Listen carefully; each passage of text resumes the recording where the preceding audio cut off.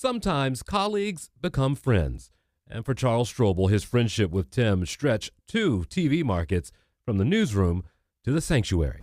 So I never talked to you about this before. When I used to come into work, I guess this was 2017, it was intimidating to see you and Tootin together.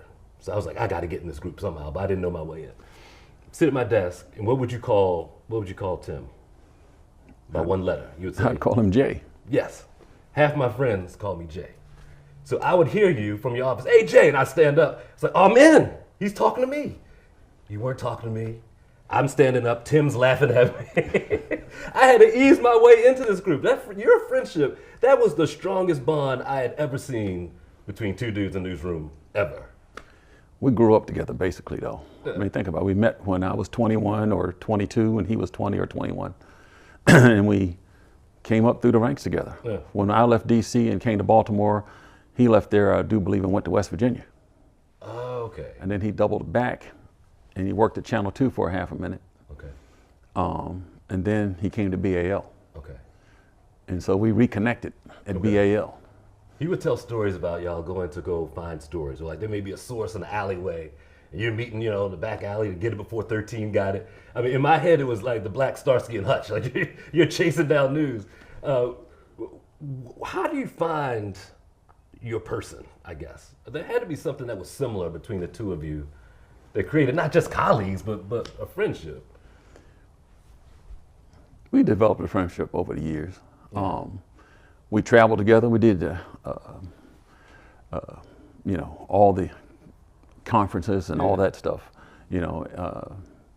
and we learned to work with each other. It wasn't always smooth. Sure. We were in Richmond, and I'm editing, and I, before I could make the edit, he'd go, and I was like, okay. And then the next edit, he'd go. I said, if you snap your fingers again, I'm gonna break them. So we learned to work together, and once we really got to know each other well and got to start talking and start figuring things out, we had our own code, as you can attest to. Yes, I know. We could be having a whole conversation, and nobody but the two of us knew what was going on. Yeah. It was just basically we became brothers. Yeah. Did you ever get mad at anybody? I never saw him mad or upset or bothered. Yeah, he did. Okay. But that's when he would lean on me. Okay.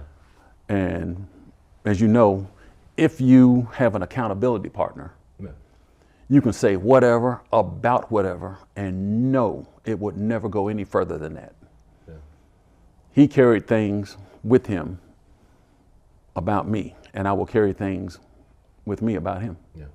And we will never divulge such things. Yeah. And that's true friendship. Yeah. He would love on people. That big bear hug. Right. And then we'd play off of each other. Sometimes he'd be talking to you and I'd be over here talking to the security guy or whatever. Yeah. Oh, I've seen that work.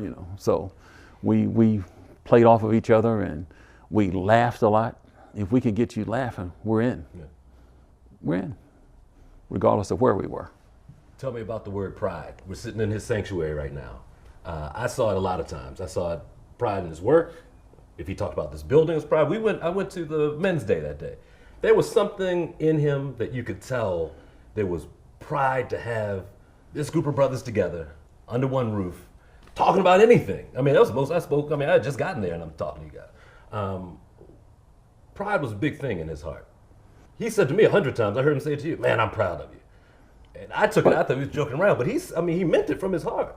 He meant it from his heart in the aspect of you're doing well. Yeah. You've accomplished something. Mm-hmm. You're who you are. You're being Jason. Yeah. I can hear him now. Jay, just be who you are. Just be who you are. And with the men, how hard is it to get a group of men together and talk about the Lord? Not easy. No, it's not easy. Mm-hmm. If you go to any church, it's mostly women. So when we started getting men in, and we started to be able to pull men together, mm-hmm, it made him feel good. Yes, it puffed his chest out a little bit, but it was not even about him. It was more about the men themselves coming together, being willing to open up to each other. You know, that's where he was building that's how he built his ministry, to have you open up about you, you know, to feel good about who you are. And that's who he was. He was always encouraging, you know, talking to you about being a part of God's world. That's just who he was. Yeah. You know, if you know, he could talk to you for 10 minutes, and if you crack that door this much, now he slid God in. Oh, he's in. Yeah. And he slid God in. That's who he was. He was a man. He was a spiritual man.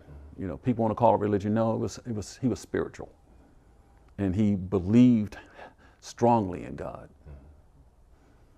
If you're writing the book of Tim, and you have a young man in front of you, and you're teaching the lesson you want to follow in his footsteps, well, what does that young fella have to know to live a good life like Tim Tootin lived?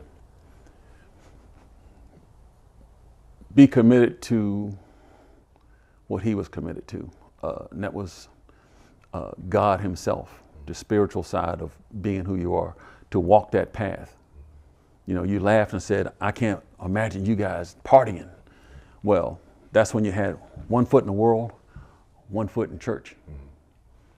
Mm-hmm. And Tim was able to, as a lot of people are, but he was able to do it well. He pulled that foot out of the world and stepped into God's world. And he took it on from there, and he just pushed from there. He wanted to understand. He studied God's word all the time. He wanted to not just talk the talk, but he walked the walk.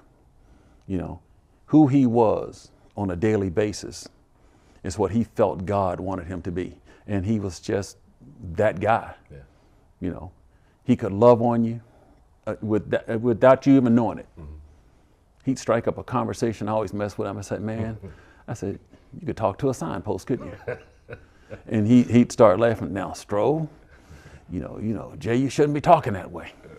And we'd laugh. And as you know, don't let him get something on you, because then the two of us would be on you. You're done for. The two of you together, there was no fun, man. It was fun, but it was no fun. But the laughter was part of just keeping it real. Yeah. Keeping it real. So you tell a young man, follow God and keep it real. Your friend will stay with you forever, I have a feeling. Always. Always. We will never lose that connection. I was sitting out here waiting for you guys to show up, and Tim Jr. called me, and I said, man, I'm sitting there looking at the building saying, I'm waiting on you, but normally be waiting on your daddy. Jay, I'm running a few minutes late. You know, and I was sitting there and I was like, wow. So it's happening for real, huh? Yeah. Appreciate you, brother.